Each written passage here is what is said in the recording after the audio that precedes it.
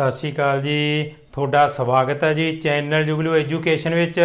अज दी वीडियो च आपां एक बड़ा जरूरी विशा करांगे जिहड़ा सानू हमेशा ठिठ जिहा करदा रहिंदा भी यार पता नहीं ये की आ, कदों सानू आउणगे, असीं तां इन्हां 'च ही उलझे पए आ। ਉਹ ਆ ਟੈਂਸਿਸ।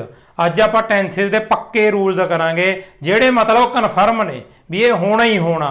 ਅੱਖਾਂ ਮੀਚ ਕੇ ਇਹ ਕੰਮ ਕਰ ਦਿਓ, ਸਾਡਾ ਟੈਂਸ ਜਿਹੜਾ ਉਹ ਸਹੀ ਬਣੂਗਾ। ਬਾਕੀ ਆਪਾਂ ਟੈਂਸਿਸ ਤੇ ਘੱਟੋ ਘੱਟ 15-16 ਵੀਡੀਓਜ਼ ਬਣਾਈਆਂ ਹੋਈਆਂ ਨੇ, ਤੁਸੀਂ ਪਲੇ ਲਿਸਟ ਖੋਲਿਓ, ਉੱਥੇ ਜਾ ਕੇ ਟੈਂਸਿਸ ਵਾਲੀਆਂ ਆਪਣੀਆਂ ਵੀਡੀਓਜ਼ ਦੇਖ ਲਿਓ ਤੇ ਸਾਰੇ ਕਲੀਅਰ ਕਰ ਲਿਓ। ਬੜੀ ਚੰਗੀ ਤਰ੍ਹਾਂ ਆਪਾਂ ਕੱਲਾ ਕੱਲਾ ਟੈਂਸ ਕਰਿਆ ਹੋਇਆ। ਅੱਜ ਆਪਾਂ ਕਰਨੇ ਇਹਦੇ ਕੱਲੇ ਪੱਕੇ ਰੂਲਸ। ਇੱਕ ਤਾਂ ਇਹ ਚੰਗੀ ਤਰ੍ਹਾਂ ਸਮਝ ਲਓ ਵੀ ਜਿਹੜੇ ਆਪਾਂ ਟੈਂਸਿਸ ਕਰਦੇ ਹੁੰਦੇ ਆ ਨਾ 12 ਜਾਂ ਜਿਹੜੇ ਆਪਾਂ ਜ਼ਿਆਦਾਤਰ ਕਰਦੇ ਆ ਸਾਰੇ, ਉਹ ਐਕਟਿਵ ਵੌਇਸ 'ਚ ਹੁੰਦੇ ਨੇ। ਐਕਟਿਵ ਤੇ ਪੈਸਿਵ ਵੌਇਸ ਵਾਕ ਬਣਾਉਣ ਦੇ ਦੋ ਤਰੀਕੇ ਨੇ ਸਾਡੇ ਕੋਲੇ, ਚਾਹੇ ਐਕਟਿਵ 'ਚ ਬਣਾ ਲਈਏ ਚਾਹੇ ਪੈਸਿਵ 'ਚ ਬਣਾ ਲਈਏ। ਆਪਾਂ ਲਗਭਗ 90% ਤੋਂ ਵੱਧ ਐਕਟਿਵ 'ਚ ਹੀ ਬਣਾਉਣੇ ਆ। ਐਕਟਿਵ ਵੌਇਸ ਕੀ ਹੁੰਦਾ? ਜਿੱਥੇ ਸਬਜੈਕਟ ਤੇ ਜ਼ੋਰ ਪਾਇਆ ਜਾਵੇ। ਸਬਜੈਕਟ ਕੀ ਹੁੰਦਾ? ਹੁਣ ਸਬਜੈਕਟ ਉਹ ਹੁੰਦਾ ਜਿਹੜਾ ਕੰਮ ਕਰੇ। ਹੁਣ ਜਦੋਂ ਆਪਾਂ ਕੋਈ ਵਾਕ ਬੋਲਦੇ ਆਪਾਂ ਕਹਿੰਦੇ ਆ ਉਹ ਖੇਡੀ ਜਾਂਦਾ, ਮੋਹਨ ਆ ਰਿਹਾ, ਮੈਂ ਉੱਥੇ ਜਾਊਂਗਾ, ਮਤਲਬ ਮੂਹਰੇ ਉਹ ਜਿਹੜਾ ਕੰਮ ਕਰ ਰਿਹਾ ਉਹ ਲੱਗਿਆ ਹੋਇਆ ਮੋਹਨ, ਕਿਉਂਕਿ ਮੋਹਨ ਕੰਮ ਕਰ ਰਿਹਾ, ਮੋਹਨ ਲੱਗਿਆ। ਮੈਂ ਆਹ ਕੰਮ ਕਰੂੰ, ਮੈਂ ਲੱਗਿਆ ਹੋਇਆ। ਉਹ ਖੇਡੀ ਜਾਂਦਾ, ਉਹ ਕੰਮ ਕਰਨ ਵਾਲਾ ਕੌਣ ਆ? ਉਹ ਕਰਤਾ ਲੱਗਿਆ ਹੋਇਆ। ਇਸ ਕਰਕੇ ਆਪਾਂ ਐਕਟਿਵ ਵੌਇਸ ਤੇ ਕੰਮ ਕਰਦੇ ਹੁੰਦੇ ਆ। ਤੇ ਐਕਟਿਵ ਵੌਇਸ 'ਚ ਵਾਕ ਨੂੰ ਆਪਾਂ ਹਮੇਸ਼ਾ ਸਬਜੈਕਟ ਤੋਂ ਸ਼ੁਰੂ ਕਰਦੇ ਆ। ਜਦੋਂ ਵੀ ਤੁਸੀਂ ਆ ਸਾਰੇ ਟੈਂਸਿਸ ਕਰੋਗੇ ਤਾਂ ਤੁਸੀਂ ਉੱਥੇ ਇੱਕ ਚੀਜ਼ ਨੋਟ ਕਰੋਗੇ ਵੀ ਸਾਰਿਆਂ ਤੋਂ ਮੂਹਰੇ ਯਾਰ ਸਬਜੈਕਟ ਹੀ ਆ। ਜਦੋਂ ਸਾਨੂੰ ਕਿਸੇ ਟੈਂਸ ਦਾ ਫਾਰਮੂਲਾ ਆਉਂਦਾ ਮੂਹਰੇ ਲਿਖ ਦਿੰਦੇ ਆ ਸਬਜੈਕਟ ਪਲੱਸ ਅੱਗੇ ਮੂਹਰੇ ਤਾਂ ਸਬਜੈਕਟ ਆਉਂਦਾ ਹੀ ਆਉਂਦਾ। ਇਸ ਕਰਕੇ ਅਸੀਂ ਇਹ ਯਾਦ ਰੱਖਣਾ ਵੀ ਅਸੀਂ ਸਟਾਰਟਿੰਗ ਹੈ ਜਿਹੜੀ ਉਹ ਸਬਜੈਕਟ ਤੋਂ ਕਰਨੀ ਆ। ਪਹਿਲਾਂ ਸਬਜੈਕਟ ਲਿਖ ਦਿਓ। ਕਹਿਣ ਦਾ ਮਤਲਬ ਇਹ ਆ ਵੀ ਜਿਹੜਾ ਕੋਈ ਜਾਣਾ ਉਹ ਕੰਮ ਨੂੰ ਕਰ ਰਿਹਾ ਉਹ ਲਿਖ ਦਿਓ। ਹੀ ਕੀ ਹੁੰਦਾ? ਜੇ ਕੋਈ ਮੁੰਡਾ ਹੈ ਨਾ, ਕੋਈ ਮੇਲ ਆ ਉਹ ਕੰਮ ਨੂੰ ਕਰ ਰਿਹਾ, ਉਹਦੇ ਵਾਸਤੇ ਆਪਾਂ ਹੀ ਵਰਤ ਦਿੰਦੇ ਆ। ਸ਼ੀ ਜੇ ਕੋਈ ਫੀਮੇਲ ਆ। ਜੇ ਇੱਟ ਕੋਈ ਬੇਜਾਨ ਚੀਜ਼ ਆ ਹੈ ਨਾ, ਉਹਦੇ ਵਾਸਤੇ ਇੱਟ, ਜਾਂ ਜਿਹਦਾ ਸਾਨੂੰ ਜੈਂਡਰ ਨਹੀਂ ਪਤਾ। ਨੇਮ ਆਪਾਂ ਬੰਦੇ ਦਾ ਨਾਮ ਵੀ ਸਿੱਧਾ ਵਰਤ ਸਕਦੇ ਹਾਂ, ਮੋਹਨ, ਸੋਹਨ, ਹੈ ਨਾ, ਜਿਹੜਾ ਮਰਜੀ। ਆਏ ਕਿਹਦੇ ਵਾਸਤੇ ਹੁੰਦਾ? ਮੈਂ, ਵੀ ਮੈਂ ਜੇ ਇਹ ਕੰਮ ਨੂੰ ਕਰ ਰਿਹਾ। ਵੀ ਕੌਣ ਹੁੰਦਾ? ਜੇ ਅਸੀਂ ਇਹ ਕੰਮ ਨੂੰ ਕਰ ਰਹੇ ਹਾਂ ਜਿਹਦੇ ਵਿੱਚ ਮੈਂ ਵੀ ਆਉਣਾ। ਯੂ ਜਿਹੜਾ ਸਾਹਮਣੇ ਵਾਲਾ ਗਾ, ਹੈ ਨਾ, ਤੂੰ, ਤੁਸੀਂ। ਦੇ ਜਿਹੜੇ ਇੱਕ ਤੋਂ ਵੱਧ ਜਾਣੇ ਨੇ ਸਾਹਮਣੇ ਵਾਲੇ। ਇੱਕ ਚੀਜ਼ ਇੱਥੇ ਹੋਰ ਨੋਟ ਕਰ ਲਓ, ਤੁਹਾਨੂੰ ਦੱਸ ਦਈਏ। ਸਾਨੂੰ ਪਤਾ ਪੰਜਾਬੀ 'ਚ ਅਸੀਂ ਯੂ ਨੂੰ ਤੂੰ ਵੀ ਕਹਿ ਦਿੰਦੇ ਆ ਤੇ ਤੁਸੀਂ ਵੀ ਕਹਿ ਦਿੰਦੇ ਆ, ਹੈ ਨਾ। ਜੇ ਤੂੰ ਆ ਤਾਂ ਵੀ ਯੂ ਆ, ਤੁਸੀਂ ਆ ਤਾਂ ਵੀ ਯੂ ਬਣਦਾ ਹੁੰਦਾ। ਸਾਨੂੰ ਪਤਾ ਤੂੰ ਆ ਜਿਹੜਾ ਉਹ ਤਾਂ ਸਿੰਗੂਲਰ ਆ, ਇੱਕ ਜਾਣੇ ਵਾਸਤੇ ਵਰਤਦੇ ਆ, ਤੇ ਜਿਹੜਾ ਤੁਸੀਂ ਆ ਉਹ ਇੱਕ ਤੋਂ ਵੱਧ ਜਾਣਿਆਂ ਵਾਸਤੇ ਵਰਤਦੇ ਆ। ਜਿਹੜਾ ਸਾਡੇ ਕੋਲੇ ਅੰਗਰੇਜ਼ੀ 'ਚ ਯੂ ਆ ਉਹ ਹਮੇਸ਼ਾ ਤੁਸੀਂ ਦੇ ਨਾਲ ਹੀ ਲਾਗੂ ਹੁੰਦਾ। ਉੱਥੇ ਆਪਾਂ ਜਿਹੜੇ ਰੂਲ ਲਾਉਣੇ ਆ ਉਹ ਵੀ ਤੁਸੀਂ ਵਾਲੇ ਲਾਉਣੇ ਆ, ਤੇ ਤੁਸੀਂ ਭਾਵ ਪਲੂਰਲ ਹੋ ਗਿਆ। ਠੀਕ ਹੈ ਜੀ। ਇੱਥੇ ਆਪਾਂ ਇਹਨੂੰ ਪਲੂਰਲ ਸਬਜੈਕਟ ਮੰਨਣਾ। ਯੂ ਕਦੇ ਵੀ ਸਿੰਗੂਲਰ ਸਬਜੈਕਟ ਨਹੀਂ ਹੁੰਦਾ। ਕਹਿਣ ਦਾ ਮਤਲਬ ਇਹ ਆ ਅੰਗਰੇਜ਼ੀ 'ਚ ਯੂ ਕਦੇ ਇੱਕ ਵਚਨ ਹੁੰਦਾ ਹੀ ਨਹੀਂ। ਬਸ ਇਹ ਮੰਨ ਕੇ ਚੱਲਿਓ ਵੀ ਅੰਗਰੇਜ਼ੀ 'ਚ ਯੂ ਹਮੇਸ਼ਾ ਪਲੂਰਲ ਆ, ਬਹੁ ਵਚਨੀ ਆ। ਠੀਕ ਹੈ ਜੀ। ਹੋ ਗਏ ਸਬਜੈਕਟ ਵੀ ਸਾਰੇ। ਸ਼ੁਰੂ ਤੇ ਆਪਾਂ ਇਹਨਾਂ 'ਚੋਂ ਇੱਕ ਲਿਖ ਦਾਂਗੇ, ਜਿਹੜਾ ਮਰਜ਼ੀ ਲਿਖ ਦਿਓ, ਹੀ, ਸ਼ੀ, ਇਟ, ਜਿਹੜੇ ਹਿਸਾਬ ਨਾਲ ਅਸੀਂ ਵਾਕ ਬਣਾਉਣਾ। ਅਗਲਾ ਆ ਗਿਆ ਸਾਡੇ ਕੋਲ ਵੀ ਜਦੋਂ ਸਾਡੇ ਕੋਲੇ ਫਿਊਚਰ ਟੈਂਸ ਆ ਜੇ ਤਾਂ ਚੁੱਪ ਕਰਕੇ ਸਬਜੈਕਟ ਦੇ ਨਾਲ ਵਿਲ ਲਾ ਦਿਓ ਬਸ। ਚਾਹੇ ਸਾਡੇ ਕੋਲ ਫਿਊਚਰ ਇੰਡੈਫੀਨੇਟ ਆ, ਚਾਹੇ ਫਿਊਚਰ ਕੰਟੀਨਿਊਸ ਆ, ਚਾਹੇ ਫਿਊਚਰ ਪਰਫੈਕਟ ਆ, ਚਾਹੇ ਫਿਊਚਰ ਪਰਫੈਕਟ ਕੰਟੀਨਿਊਸ ਆ, ਬਸ ਸਬਜੈਕਟ ਤੋਂ ਬਾਅਦ ਵਿਲ ਲਾ ਦਿਓ। ਚੱਕੋ ਜੀ, ਹੋ ਗਈ ਇਹ ਵੀ ਗੱਲ ਖਤਮ। ਕਦੇ ਭੁੱਲਣਾ ਨਹੀਂ, ਫਿਊਚਰ 'ਚ ਵਿਲ ਲਾਉਣਾ ਨਹੀਂ ਭੁੱਲਣਾ। ਕਰ ਲਓ ਸੇਵ। ਹੋ ਗਿਆ ਪੱਕਾ ਰੂਲ। ਤੀਜਾ ਪੱਕਾ ਰੂਲ ਆ ਗਿਆ ਸਾਡੇ ਕੋਲੇ, ਜਦੋਂ ਵੀ ਸਾਡੇ ਕੋਲੇ ਕੋਈ ਪਰਫੈਕਟ ਟੈਂਸ ਆ ਜੇ। ਮੰਨ ਲਓ ਅਸੀਂ ਕੋਈ ਪਰਫੈਕਟ ਟੈਂਸ ਬਣਾ ਰਹੇ ਹਾਂ, ਹੈ ਨਾ। ਪਰਫੈਕਟ ਟੈਂਸ ਕੀ ਹੁੰਦਾ? ਜਿੱਥੇ ਕਿਰਿਆ ਖਤਮ ਹੋ ਗਈ ਹੋਵੇ। ਪ੍ਰੈਜ਼ੈਂਟ 'ਚ ਵੀ ਹੁਣੀ ਖਤਮ ਹੋਈ ਆ, ਪਾਸਟ 'ਚ ਵੀ ਪਾਸਟ 'ਚ ਖਤਮ ਹੋ ਗਈ ਸੀ, ਫਿਊਚਰ 'ਚ ਵੀ ਫਿਊਚਰ 'ਚ ਖਤਮ ਹੋ ਗਈ ਹੋਊਗੀ। ਪਰਫੈਕਟ ਮਤਲਬ ਉਹ ਹੁੰਦਾ, ਪਰਫੈਕਟ ਤੋਂ ਹੀ ਸਮਝ ਲਓ। ਪਰਫੈਕਟ ਕੀ ਚੀਜ਼ ਹੁੰਦਾ? ਕੋਈ ਚੀਜ਼ ਪੂਰੀ, ਵੀ ਇਹ ਪਰਫੈਕਟ ਆ, ਹੈ ਨਾ, ਇਹ ਪੂਰਾ ਹੈਗਾ। ਤੇ ਉਵੇਂ ਟੈਂਸ ਮਤਲਬ ਜਿਹੜੀ ਕਿਰਿਆ ਉਹ ਪੂਰੀ ਆ, ਪੂਰੀ ਹੋ ਗਈ। ਹੁਣ ਪਰਫੈਕਟ 'ਚ ਅਸੀਂ ਹੈਜ਼, ਹੈਵ ਤੇ ਹੈਡ ਲਾਉਣੇ ਹੁੰਦੇ ਨੇ ਟੈਂਸ ਦੇ ਹਿਸਾਬ ਨਾਲ। ਜੇ ਤਾਂ ਸਾਡੇ ਕੋਲ ਪ੍ਰੈਜ਼ੈਂਟ ਆ ਤਾਂ ਹੈਜ਼ ਤੇ ਹੈਵ ਲਾ ਦਾਂਗੇ, ਹੈ ਨਾ। ਸਾਨੂੰ ਪਤਾ ਜਿਹੜੇ ਸਿੰਗੂਲਰ ਹੁੰਦੇ ਆ ਉਹਦੇ ਨਾਲ ਹੈਜ਼ ਲਾਉਣੇ ਹੁੰਦੇ ਆ ਅਸੀਂ ਇੱਕ ਵਚਨ ਨਾਲ, ਤੇ ਪਲੂਰਲ ਨਾਲ ਹੈਵ ਲਾਉਣੇ ਹੁੰਦੇ ਆ। ਪਰ ਆਈ ਨਾਲ ਹਮੇਸ਼ਾ ਹੈਵ ਲਾਉਣੇ ਆ, ਯਾਦ ਕਰ ਲਓ, ਇਹ ਅੰਗਰੇਜ਼ੀ ਦਾ ਰੂਲ ਆ। ਓਕੇ ਜੀ। ਜੇ ਸਾਡੇ ਕੋਲ ਪਾਸਟ ਆ ਤਾਂ ਅਸੀਂ ਹੈਡ ਲਾ ਦਿਆਂਗੇ। ਪ੍ਰੈਜ਼ੈਂਟ ਵਾਸਤੇ ਆਹ ਦੋਨੇ ਨੇ, ਪਾਸਟ ਵਾਸਤੇ ਆਹ ਦੋਨੇ ਨੇ, ਤੇ ਫਿਊਚਰ ਵਾਸਤੇ ਯਾਦ ਰੱਖਿਓ, ਫਿਊਚਰ ਵਾਸਤੇ ਹਮੇਸ਼ਾ ਹੈਵ ਲੱਗੂਗਾ। ਕਿਉਂ ਲੱਗੂਗਾ? ਕਿਉਂਕਿ ਇੱਥੇ ਸਾਡੇ ਕੋਲ ਦੂਜੇ ਨੰਬਰ ਤੇ ਵਿਲ ਹੁੰਦਾ, ਤੇ ਵਿਲ ਤੋਂ ਬਾਅਦ ਸਾਨੂੰ ਪਤਾ ਗਾ ਵੀ ਬੇਸ ਫਾਰਮ ਲਾਉਣੀ ਆ, ਇਸ ਕਰਕੇ ਵਿਲ ਦੇ ਨਾਲ ਹੈਵ ਲੱਗੂਗਾ। ठीक है जी। ओके आ सबजैक्ट कोई मायने नहीं रखता, फ्यूचर च याद रख लो हमेशा हैव लगू। दूजे नंबर ते विल लाउना ही लाउना, परफेक्ट च तीजे नंबर ते हैव लग जू। ओके हो गई जी गल परफेक्ट टेंस वाली भी। हुण आ गई साडे कोल अगली गल, ये गल भी बड़ी घैंट आ। जदों वाक बनाउंदे होए चाहे हैज़ आ जे, चाहे हैव आ जे, चाहे हैड आ जे, इन्हां चों किहड़ा मर्जी आ जे, जदों असीं इहदे नाल किरिया लिखणी होवे ਤਾਂ ਹਮੇਸ਼ਾ ਉਹਦਾ ਤੀਜਾ ਰੂਪ ਹੀ ਲਿਖਣਾ। ਇਹ ਯਾਦ ਰੱਖਿਓ, ਚਾਹੇ ਅਸੀਂ ਹੈਜ਼ ਲਿਖਿਆ ਇਹਦੇ ਨਾਲ ਅਸੀਂ ਕੋਈ ਕਿਰਿਆ ਲਿਖਣੀ ਆ, ਮੰਨ ਲਓ ਅਸੀਂ ਪਲੇ ਲਿਖਣਾ ਤਾਂ ਪਲੇ ਲਿਖ ਕੇ ਨਾ ਛੱਡ ਦਿਓ। ਇਹ ਯਾਦ ਕਰ ਲਿਓ ਵੀ ਯਾਰ ਹੈਜ਼ ਹੈਵ ਹੈਡ ਅਸੀਂ ਪੱਕੇ ਰੂਲਾਂ 'ਚ ਪੜ੍ਹਿਆ ਸੀ, ਉਹਨਾਂ ਨਾਲ ਤਾਂ verb ਦੀ ਤੀਜੀ ਫਾਰਮ ਲੱਗਦੀ ਆ। Play, played, played. ਠੀਕ ਹੈ ਜੀ, ਬਣ ਗਿਆ ਸਾਡੇ ਕੋਲ ਪਲੇਡ। ਮੰਨ ਲਓ ਸਾਡੇ ਕੋਲ ਹੈਵ ਆ ਗਿਆ, हैव ਦੇ ਨਾਲ ਅਸੀਂ ਲਾਉਣਾ ਗੋ। हैव तो बाद आप गो लिखता ना, आप इनू करांगे गलत। गो, वेंट, गॉन। तीजी फॉर्म गॉन आ ना, तो गॉन लावांगे। ये चीज़ नू समझ लो, ये किते मर्जी लिखे आ जाण तिन्ने भाई, यह पक्का गा भी इन्हां नाल वर्ब दी तीजी फॉर्म ही लाउणी। असीं बहुत गलतियां करदे हां इहदे च, अज तो बाद ये गलती कदे नहीं करनी जदों हैज़ हैव हैड आ जाण। एक गल होर याद रखिओ भी जदों इन्हां तो बाद जे कोई होर आ गया ਤਾਂ ਫੇਰ ਪੰਗਾ ਪੈ ਜਾਂਦਾ ਹੈਗਾ, ਅਸੀਂ ਉੱਥੇ ਉਲਝ ਨਹੀਂ ਜਾਣਾ। ਜਦੋਂ ਸਾਨੂੰ ਕੋਈ ਕਵੇ ਵੀ ਇੱਥੇ ਆ ਕੀ ਹੋ ਗਿਆ, ਉਦੋਂ ਆਪਾਂ ਕਵਾਂਗੇ ਵੀ ਇਹਨਾਂ ਦੇ ਵਿਚਾਲੇ ਕੋਈ ਹੋਰ ਆ ਗਿਆ ਸੀ, ਤੀਜਾ ਆ ਗਿਆ ਸੀ, ਉਹਨੇ ਆ ਕੇ ਲੱਤ ਡਾਲੀ ਤਾਂ ਇਹਨਾਂ ਦਾ ਰੂਲ ਬਦਲ ਗਿਆ। ਨਹੀਂ, ਇਹ ਰੂਲ ਕਿੱਥੇ ਬਦਲਣ ਵਾਲੇ ਸੀ, ਇਹਨਾਂ ਦਾ ਸਟੈਂਡ ਹੀ ਬੜਾ ਤਕੜਾ, ਉਹਦਾ ਤੀਜੇ ਬੰਦੇ ਨੇ ਆ ਕੇ ਕੰਮ ਖਰਾਬ ਕਰਤਾ। ਜਿਵੇਂ ਹੈਜ਼ ਦੇ ਨਾਲ ਜੇ ਟੂ ਲਾਤਾ ਫੇਰ ਇੱਥੇ ਗੋ ਲੱਗੂਗਾ, ਫਿਰ ਇਹ ਬਿਲਕੁਲ ਸਹੀ ਆ। ਕਿਉਂ ਸਹੀ ਆ? ਅਸੀਂ ਕਹਿ ਦਾਂਗੇ ਵੀ ਇੱਥੇ ਟੂ ਆ ਗਿਆ ਭਾਈ, ਤੀਜਾ ਬੰਦਾ ਆ ਗਿਆ। ਜੇ ਇਹ ਟੂ ਨਾ ਹੁੰਦਾ ਫਿਰ ਅਸੀਂ ਗੌਣ ਲਾ ਦਿੰਦੇ। ਇਸ ਕਰਕੇ ਜਦੋਂ ਇਹ ਤਿੰਨੇ ਨੇ ਇਹਨਾਂ ਦੇ ਨਾਲ ਹੀ ਜਦੋਂ ਅਸੀਂ ਕੋਈ verb ਲਿਖਣਾ, ਕਿਰਿਆ ਲਿਖਣੀ ਆ ਤਾਂ ਉਹ ਤੀਜੀ ਫਾਰਮ 'ਚ ਲਿਖ ਦਿਓ। ਠੀਕ ਹੈ ਜੀ। ਅਗਲਾ ਆ ਗਿਆ ਸਾਡੇ ਕੋਲੇ, ਜਦੋਂ ਸਾਡੇ ਕੋਲ ਕੰਟੀਨਿਊਸ ਟੈਂਸ ਆ ਜੇ। ਕੰਟੀਨਿਊਸ ਟੈਂਸ ਕਿਹੜਾ ਹੁੰਦਾ? ਜਿਹਦੇ 'ਚ ਕਿਰਿਆ ਚੱਲ ਰਹੀ ਹੁੰਦੀ ਆ। ਜੇ ਪਾਸਟ 'ਚ ਤਾਂ ਉਹ ਪਾਸਟ 'ਚ ਚੱਲ ਰਹੀ ਸੀ, ਜੇ ਪ੍ਰੈਜ਼ੈਂਟ 'ਚ ਤਾਂ ਉਹ ਚੱਲ ਰਹੀ ਹੈ, ਜੇ ਉਹ ਫਿਊਚਰ 'ਚ ਆ ਤਾਂ ਉਹ ਚੱਲ ਰਹੀ ਹੋਵੇਗੀ। ਤਿੰਨ ਤਾਂ ਸਾਡੇ ਕੋਲੇ ਮੇਨ ਟੈਂਸ ਨੇ। ਪਾਸਟ ਮਤਲਬ ਹੈ ਨਾ ਭੂਤਕਾਲ, ਪੁਰਾਣਾ ਜਿਹੜਾ ਸਮਾਂ ਲੰਘ ਗਿਆ। ਪ੍ਰੈਜ਼ੈਂਟ ਆ ਹੋਣ ਵਾਲਾ ਸਮਾਂ। ਫਿਊਚਰ ਜਿਹੜਾ ਆਊਗਾ ਸਮਾਂ, ਭਵਿੱਖ। ਭੂਤਕਾਲ, ਵਰਤਮਾਨ ਕਾਲ ਤੇ ਭਵਿੱਖ ਕਾਲ, ਹੈ ਨਾ, ਭਵਿੱਖਤ ਕਾਲ। ਹੁਣ ਜਿਵੇਂ ਕੰਟੀਨਿਊਸ ਟੈਂਸ ਸਾਡੇ ਕੋਲੇ ਆ ਗਿਆ, ਉਹਦੇ 'ਚ ਅਸੀਂ ਇੱਕ ਪੱਕਾ ਰੂਲ ਯਾਦ ਰੱਖਣਾ ਵੀ ਪਹਿਲਾਂ ਤਾਂ ਅਸੀਂ ਬੀ ਦੀ ਫਾਰਮ ਲਾਉਣੀ ਆ ਕੋਈ ਵੀ। ਸਾਨੂੰ ਪਤਾ ਸਾਡੇ ਕੋਲ ਬੀ ਇੱਕ verb ਆ, ਬੀ, ਹੈ ਨਾ, ਬੀ verb ਆ ਨਾ। ਇਹਦੀਆਂ ਦੇਖੋ ਕਿੰਨੀਆਂ ਫਾਰਮਸ ਨੇ। ਇਹਦੀ ਬੇਸ ਫਾਰਮ ਤਾਂ ਸਾਡੇ ਕੋਲ ਹੈਗੀ ਆ ਬੀ। ਪ੍ਰੈਜ਼ੈਂਟ ਫਾਰਮ ਇਹਦੀ ਸਾਡੇ ਕੋਲ ਹੈਗੀ ਆ ਇਜ਼, ਐਮ, ਆਰ, ਹੈ ਨਾ, ਅਤੇ ਪਾਸਟ ਫਾਰਮ ਸਾਡੇ ਕੋਲ ਇਹਦੀ ਹੈਗੀ ਆ ਵਾਜ਼, ਵਰ। ਇੰਨੀਆਂ ਫਾਰਮਸ ਨੇ ਇਹਦੀਆਂ। ਹੁਣ ਆਪਾਂ ਦੇਖਾਂਗੇ ਕੰਟੀਨਿਊਸ ਟੈਂਸ ਆ। ਜੇ ਤਾਂ ਸਾਡੇ ਕੋਲ ਹੈਗਾ ਪ੍ਰੈਜ਼ੈਂਟ, ਪ੍ਰੈਜ਼ੈਂਟ ਕੰਟੀਨਿਊਸ ਆ, ਤਾਂ ਪ੍ਰੈਜ਼ੈਂਟ ਵਾਸਤੇ ਕਿਹੜੀਆਂ ਹੁੰਦੀਆਂ ਇਹਦੀਆਂ ਫਾਰਮਸ? ਆਹ ਹੁੰਦੀਆਂ ਪ੍ਰੈਜ਼ੈਂਟ ਵਾਸਤੇ। ਅਸੀਂ ਇਹਦੀਆਂ ਫਾਰਮਸ ਯਾਦ ਰੱਖਣੀਆਂ ਬੀ ਦੀਆਂ। ਜੇ ਤੁਸੀਂ ਬੀ ਬਾਹ ਵਾਲੀ ਸਾਰੀ ਵੀਡੀਓ ਦੇਖ ਲਈ, ਤੁਹਾਨੂੰ ਆਪੀ ਕਹਾਣੀ ਕਲੀਅਰ ਹੋ ਜਾਣੀ। ਇੱਥੇ ਵੀ ਸਮਝ ਲਓ ਇਹਦੀਆਂ ਪ੍ਰੈਜ਼ੈਂਟ ਵਾਲੀਆਂ ਫਾਰਮਸ ਹੁੰਦੀਆਂ ਇਜ਼, ਐਮ, ਆਰ। ਇਹ ਤਿੰਨੇ ਫਾਰਮ ਇਹਦੀਆਂ ਪ੍ਰੈਜ਼ੈਂਟ ਵਾਲੀਆਂ ਹੁੰਦੀਆਂ। ਹੁਣ ਜਦੋਂ ਕੰਟੀਨਿਊਸ ਟੈਂਸ ਆ, ਜੇ ਪ੍ਰੈਜ਼ੈਂਟ ਆ ਤਾਂ ਅਸੀਂ ਇਜ਼, ਐਮ, ਆਰ ਲਾਵਾਂਗੇ ਸਬਜੈਕਟ ਦੇ ਹਿਸਾਬ ਨਾਲ। ਜਿਵੇਂ ਹੀ, ਸ਼ੀ, ਇਟ, ਨੇਮ ਉਹਦੇ ਨਾਲ ਲੱਗੂਗਾ ਇਜ਼।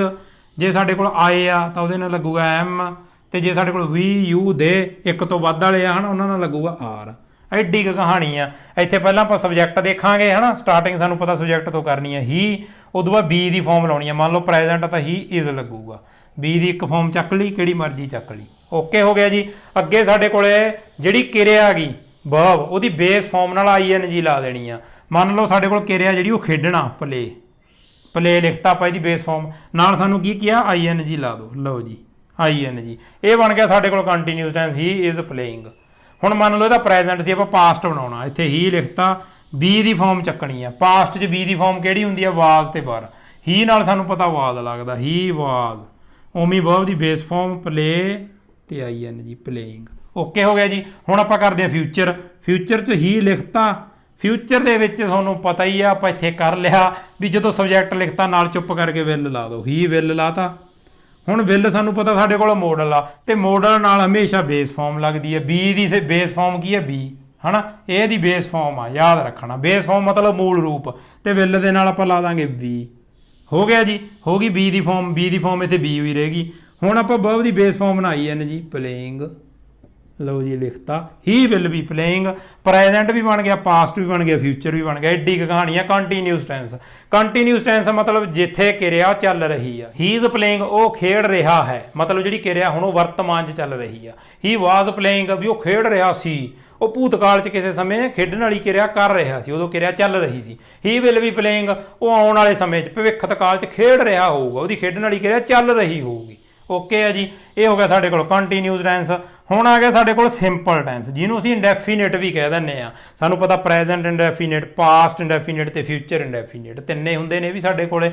ਉਹਨਾਂ 'ਚ ਪਹਿਲਾਂ ਦੇਖੋ ਸਬਜੈਕਟ ਲਾਤਾ, ਤੇ ਸਬਜੈਕਟ ਦੇ ਨਾਲ ਜਦੋਂ ਸਾਡੇ ਕੋਲ ਪ੍ਰੈਜ਼ੈਂਟ ਆ, ਪ੍ਰੈਜ਼ੈਂਟ 'ਚ ਅਸੀਂ ਜਾਂ ਤਾਂ ਵਰਬ ਦੀ ਬੇਸ ਫਾਰਮ ਲਾਵਾਂਗੇ। ਦੇਖੋ ਹਰ ਚੀਜ਼ ਹੁਣ ਇੱਥੇ ਇੱਕ ਸਬਜੈਕਟ ਲੱਗ ਗਿਆ ਨਾ, ਇਹ ਤੋਂ ਬਾਅਦ ਜਦੋਂ ਅਸੀਂ ਕਿਰਿਆ ਲਾਉਣੀ ਆ ਤਾਂ ਉਹ ਸਬਜੈਕਟ ਦੇ ਹਿਸਾਬ ਨਾਲ ਹੀ ਲੱਗੂਗੀ। ਜਾਂ ਤਾਂ ਦੇਖੋ ਵਰਬ ਦੀ ਬੇਸ ਫਾਰਮ ਲਾਓ, ਜੇ ਪਲੂਰਲ ਨੇ ਆਈ, ਵੀ, ਯੂ, ਦੇ, ਤਾਂ ਉੱਥੇ ਵਰਬ ਦੀ ਬੇਸ ਫਾਰਮ ਜਿਵੇਂ ਆਏ ਆ, ਆਈ ਨਾਲ ਆਪਾਂ ਕੀ ਲਾਵਾਂਗੇ ਫਿਰ ਪਲੇ। ਬੇਸ ਫਾਰਮ ਮਤਲਬ ਪਲੇ, ਵੀ ਉਹਦੇ ਨਾਲ ਕੁਛ ਨਾ ਲੱਗਿਆ ਹੋਵੇ, ਵਰਬ ਦੀ ਬੇਸ ਫਾਰਮ। ਤੇ ਜਾਂ ਉਹ ਕਹਿੰਦਾ ਵਰਬ ਦੀ ਬੇਸ ਫਾਰਮ ਦੇ ਨਾਲ ਐਸ ਈ ਐਸ ਜਾਂ ਆਈ ਐਸ, ਜਿਵੇਂ ਹੀ ਲਿਖਤਾ ਆਪਾਂ, ਹੀ ਦੇ ਨਾਲ ਵਰਬ ਦੀ ਬੇਸ ਫਾਰਮ ਲਾਤੀ ਪਲੇ, ਉਹਦੇ ਨਾਲ ਜਾਂ ਐਸ ਲੱਗੂ ਜਾਂ ਈ ਐਸ ਲੱਗੂ ਜਾਂ ਆਈ ਈ ਐਸ ਲੱਗੂ। ਪਲੇ ਨਾਲ ਸਾਨੂੰ ਪਤਾ ਕੱਲਾ ਐਸ ਲੱਗਦਾ ਹੁੰਦਾ, ਹੀ ਪਲੇਜ਼। ਓਕੇ ਹੋ ਗਿਆ ਜੀ, ਹੋ ਗਈ ਕਹਾਣੀ ਖਤਮ, ਹੀ ਪਲੇਜ਼ ਬਣ ਗਿਆ। ਐਸ ਈ ਐਸ ਤੇ ਆਈ ਈ ਐਸ ਵਾਲੀ ਵੀ ਆਪਾਂ ਵੀਡੀਓ ਬਣਾਈ ਹੋਈ ਆ, ਤੁਸੀਂ ਸਰਚ ਕਰ ਲਿਓ। ਦੇਖੋ ਜਦੋਂ ਕੋਈ ਵੀ ਵੀਡੀਓ ਆਪਣੀ ਸਰਚ ਕਰਨੀ ਹੋਵੇ ਨਾ, ਜਮਾਂ ਹੀ ਟੈਨਸ਼ਨ ਲੈਣ ਦੀ ਲੋੜ ਨਹੀਂ, ਉਹ ਟੌਪਿਕ ਲਿਖਿਆ ਕਰੋ। ਜਿਵੇਂ ਤੁਸੀਂ ਆਹ ਕਰਨੀ ਹੈ S E S I E S, ਕੋਈ ਵੀ ਟੌਪਿਕ ਆ, ਜਦ ਐਕਟਿਵ ਵੌਇਸ ਕਰਨਾ ਉਹਦੇ ਨਾਲ ਇਹ ਟੌਪਿਕ ਲਿਖ ਕੇ ਨਾ ਨਾਲ ਲਿਖ ਦਿਆ ਕਰੋ ਜੁਗਲੂ ਐਜੂਕੇਸ਼ਨ। ਓਕੇ ਜੀ, ਐਕਟਿਵ ਵੌਇਸ ਜੁਗਲੂ ਐਜੂਕੇਸ਼ਨ। ਜਦੋਂ ਇਹ ਕਰੋਗੇ ਪਹਿਲੇ ਨੰਬਰ 'ਤੇ ਆਪਣੀ ਵੀਡੀਓ ਆ ਜਾਣੀ ਆ, ਤੁਸੀਂ ਝੱਟ ਦੇਖ ਲਓਗੇ ਤੇ ਗੱਲ ਖਤਮ। ਐਵੇਂ ਤੁਹਾਨੂੰ ਆਸੇ-ਪਾਸੇ ਜਾਣ ਦੀ ਕੋਈ ਲੋੜ ਨਹੀਂ। ਇਹ ਹੋ ਗਿਆ ਸਾਡੇ ਕੋਲ ਪ੍ਰੈਜ਼ੈਂਟ ਵਾਲਾ। ਤੇ ਜਦੋਂ ਸਾਡੇ ਕੋਲੇ ਸਿੰਪਲ ਟੈਂਸ ਦੇ ਵਿੱਚ ਪਾਸਟ ਹੋਵੇ, ਸਿੰਪਲ ਪਾਸਟ ਜਾਂ ਪਾਸਟ ਇੰਡੈਫੀਨਿਟ, ਉਦੋਂ ਹਮੇਸ਼ਾ ਵਰਬ ਦੀ ਦੂਜੀ ਫਾਰਮ ਲਾਉਣੀ ਹੁੰਦੀ ਆ ਪਾਸਟ ਇੰਡੈਫੀਨਿਟ 'ਚ। ਇਹ ਕਦੇ ਵੀ ਉਲਝਣਾ ਨਹੀਂ, ਅਸੀਂ ਉਲਝ ਜਾਂਦੇ ਆ। ਜਿਵੇਂ ਮੰਨ ਲਓ ਆਪਾਂ ਆਏ ਗੋ ਲਿਖਤਾ ਹੈ ਨਾ ਪ੍ਰੈਜ਼ੈਂਟ 'ਚ, ਜੇ ਪਾਸਟ 'ਚ ਲਿਖਣਾ ਤਾਂ ਗੋ ਦੀ ਸੈਕਿੰਡ ਫਾਰਮ ਕੀ ਆ ਵੈਂਟ, ਤਾਂ ਆਪਾਂ ਲਿਖਾਂਗੇ ਆਈ ਵੈਂਟ। ਓਕੇ ਹੋ ਗਿਆ ਜੀ, ਠੀਕ ਹੈ ਜੀ, ਹੋ ਗਈ ਕਹਾਣੀ ਖਤਮ। ਹੁਣ ਆ ਗਿਆ ਸਾਡੇ ਕੋਲੇ ਫਿਊਚਰ। ਫਿਊਚਰ ਤਾਂ ਬਣਾਉਣਾ ਹੀ ਵਾਲਾ ਸੌਖਾ। ਪਹਿਲਾਂ ਕਿਵੇਂ ਬਣਾਵਾਂਗੇ, ਹੀ ਦੇ ਨਾਲ ਵਿਲ ਤਾਂ ਲਾਉਣਾ ਹੀ ਲਾਉਣਾ, ਕਿਉਂਕਿ ਅਸੀਂ ਇੱਥੇ ਕਿਹਾ ਸੀ ਵੀ ਕਿਹੜਾ ਮਰਜ਼ੀ ਟੈਂਸ ਹੋਵੇ, ਜਦੋਂ ਫਿਊਚਰ ਲਿਖਿਆ ਆ ਜੇ ਮੂਹਰੇ ਤਾਂ ਵਿਲ ਲਾ ਦਿਓ ਚੁੱਪ ਕਰਕੇ ਸਬਜੈਕਟ ਨਾਲ, ਚਾਹੇ ਕੋਈ ਮਰਜ਼ੀ ਸਬਜੈਕਟ ਆ। ਹੀ ਵਿਲ ਲਿਖਤਾ, ਉਸ ਤੋਂ ਬਾਅਦ ਕਹਿੰਦੇ ਵਰਬ ਦੀ ਇਕੱਲੀ ਬੇਸ ਫਾਰਮ ਲੱਗੂ, ਕਿਉਂਕਿ ਸਾਨੂੰ ਪਤਾ ਉਹ ਵੀ ਵਿਲ ਨਾਲ ਵਰਬ ਦੀ ਬੇਸ ਫਾਰਮ ਹੀ ਲੱਗਦੀ ਆ। He will play. ਲਓ ਜੀ, ਇਹ ਬਣ ਜੂ he will play. Simple base form ਨਾ ਉਹਦੇ ਨਾਲ ਐਸ ਨਾ ਈ ਐਸ ਕੁਝ ਨਹੀਂ ਲਾਉਣਾ ਉਹਦੇ ਨਾਲ। ਆਪਾਂ ਇੱਥੇ ਉਲਝ ਜਾਂਦੇ ਹੁੰਦੇ ਹਾਂ। ਦੇਖੋ ਇੱਥੇ ਆਪਾਂ ਇੱਕ ਤਾਂ ਗੜਬੜ ਕਰਦੇ ਹਾਂ, ਆਪਾਂ ਆਈ ਨਾਲ ਕਈ ਵਾਰੀ ਪਲੇਜ਼ ਲਾ ਦਿੰਦੇ ਹਾਂ। ਉਹ ਆਪਾਂ ਵੀਡੀਓ ਇਹ S E S I E S ਵਾਲੀ ਚੰਗੀ ਤਰ੍ਹਾਂ ਦੇਖ ਲੈਣੀ ਆ। ਸਬਜੈਕਟ ਵਰਬ ਐਗਰੀਮੈਂਟ ਵਾਲੇ ਰੂਲ ਦੇਖ ਲੈਣੇ ਆ, ਇਹਨਾਂ 'ਚ ਕਦੇ ਗਲਤੀ ਨਹੀਂ ਕਰਨੀ। ਇਹ ਨੇ ਆਪਣੇ ਸਾਰੇ ਪੱਕੇ ਰੂਲਸ। ਉਮੀਦ ਕਰਦੇ ਹਾਂ ਤੁਹਾਨੂੰ ਇਹ ਸਾਰੀ ਕਹਾਣੀ ਸਮਝ ਆ ਗਈ ਹੋਊਗੀ। ਇਹਨੂੰ ਆਪਣੇ ਰਜਿਸਟਰ 'ਤੇ ਨੋਟ ਕਰ ਲਓਗੇ ਤੇ ਇਹਨੂੰ ਲਾਗੂ ਕਰ ਲਓਗੇ, ਕਦੇ ਨਹੀਂ ਭੁੱਲੋਗੇ। ਜੇ ਤੁਹਾਨੂੰ ਬੇਸ ਫਾਰਮ ਵਾਲੀ ਵੀਡੀਓ 'ਚ ਕਨਫਿਊਜ਼ਨ ਆ ਤਾਂ ਉਹ 'ਤੇ ਵੀ ਆਪਾਂ ਵੀਡੀਓ ਬਣਾਈ ਹੋਈ ਆ। ਵਰਬ ਦੀ ਬੇਸ ਫਾਰਮ ਵੀ ਕਿਹੜੀ ਹੁੰਦੀ ਆ, base form of verb Juglu education ਲਿਖ ਕੇ ਸਰਚ ਕਰ ਲਿਓ, ਉਹ ਵੀ ਆ ਜਾਣੀ ਆ। ਹੋਰ ਜੇ ਕਿਸੇ ਵੀ ਵੀਡੀਓ 'ਚ ਕਨਫਿਊਜ਼ਨ ਆਪਾਂ ਸਾਰੀਆਂ ਬਣਾਈਆਂ ਹੋਈਆਂ ਨੇ। ਇਹ ਅੱਜ ਆਪਾਂ ਪੱਕੇ ਰੂਲਸ ਕਰੇ ਸੀ, ਕਿਉਂਕਿ ਅਸੀਂ ਉਲਝੀਏ ਨਾ ਅੱਗੇ ਤੋਂ। ਸਿੱਧਾ ਸਬਜੈਕਟ ਲਾਓ, ਅੱਗੇ ਆਪਣੇ ਜਿਹੜੇ ਰੂਲ ਨੇ ਸਾਰੇ ਇਹ ਚੱਕੋ ਤੇ ਪੜਾਕੇ ਪਾ ਦਿਓ। ਇੱਕ ਆਪਣੇ ਕੋਲ ਟੈਂਸ ਦੇਖੋ ਰਹਿ ਗਿਆ, ਅਸੀਂ ਜਾਂਦੇ ਜਾਂਦੇ ਉਹ ਵੀ ਨਿਬੇੜ ਦਈਏ। ਦੇਖੋ ਆਪਾਂ ਪਰਫੈਕਟ ਕਰ ਲਿਆ ਹੈ ਨਾ, ਫਿਊਚਰ ਸਿੰਪਲ ਸਾਰੇ ਕਰ ਲਏ ਆਪਾਂ। ਜਿਹੜਾ ਕੰਟੀਨਿਊਸ ਟੈਂਸ ਆ, ਕੰਟੀਨਿਊਸ ਦੇ ਵਿੱਚ ਇੱਕ ਸਾਡੇ ਕੋਲ ਪਰਫੈਕਟ ਕੰਟੀਨਿਊਸ ਵੀ ਹੁੰਦਾ।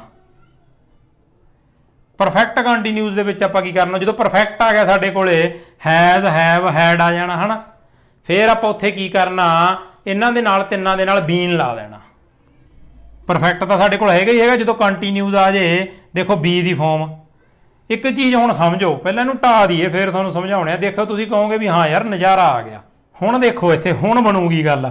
ਆਪਾਂ ਕਿਹਾ ਸੀ ਵੀ ਪਰਫੈਕਟ ਟੈਂਸ 'ਚ ਹੈਜ਼ ਹੈਵ ਹੈਡ ਲਾਉਣਾ ਹੀ ਆ। ਹੁਣ ਆਪਾਂ ਪਰਫੈਕਟ ਕੰਟੀਨਿਊਸ ਵਾਲੇ ਕਰਦੇ ਹਾਂ।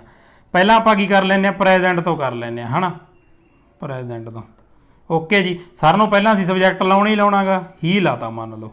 ਓਕੇ ਜੀ, ਹੁਣ ਆਪਾਂ ਹੀ ਦੇ ਵਿੱਚ ਹੈਜ਼ ਹੈਵ ਹੈਡ 'ਚ ਚੂਜ਼ ਕਰੀਏ। ਪਰਫੈਕਟ 'ਚ ਕਿਉਂਕਿ ਅਸੀਂ ਗੱਲ ਕਰੀ ਹੋਈ ਆ, ਆਪਾਂ ਲਾ ਦਾਂਗੇ ਹੀ ਹੈਜ਼। ਲੱਗ ਗਿਆ ਜੀ, ਹੀ ਹੈ, ਸਮਝ ਆਈ ਜਾਂਦੀ ਆ ਸਾਰਿਆਂ ਨੂੰ, ਨਜ਼ਾਰਾ ਆਈ ਜਾਂਦਾ।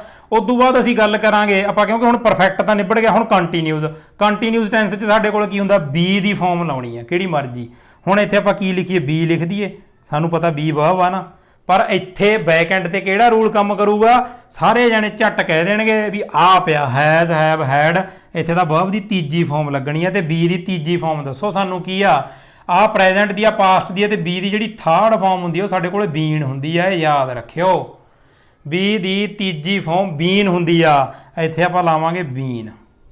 ਹੀ ਹੈਜ਼ ਬੀਨ ਵਰਬ ਦੀ ਬੇਸ ਫਾਰਮ ਨਾਲ ਆਈ ਐਨ ਜੀ, ਉਹ ਬਣ ਜੂਗਾ ਪਲੇਇੰਗ।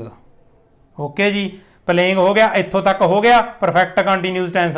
ਹੁਣ ਇੱਕ ਚੀਜ਼ ਇਹਦੇ 'ਚ ਹੋਰ ਨਵੀਂ ਆ ਤਾਂ ਆਪਾਂ ਕੰਟੀਨਿਊਸ ਇੱਥੋਂ ਤੱਕ ਖਤਮ ਕਰ ਲਿਆ। ਜਿਹੜਾ ਪਰਫੈਕਟ ਕੰਟੀਨਿਊਸ ਹੁੰਦਾ ਉਹਦੇ ਤੇ ਕੰਟੀਨਿਊਸ 'ਚ ਫਰਕ ਆ, ਉਹ ਇਹ ਫਰਕ ਆ ਵੀ ਇੱਥੇ ਨਾਲ ਸਮਾਂ ਵੀ ਦਿੱਤਾ ਹੁੰਦਾ ਸਿੰਸ ਤੇ ਨਾਲ ਇੱਥੇ ਦਿੱਤਾ ਹੁੰਦਾ ਟਾਈਮ, ਸਿੰਸ ਜਾਂ ਫੋਰ ਲਾ ਕੇ।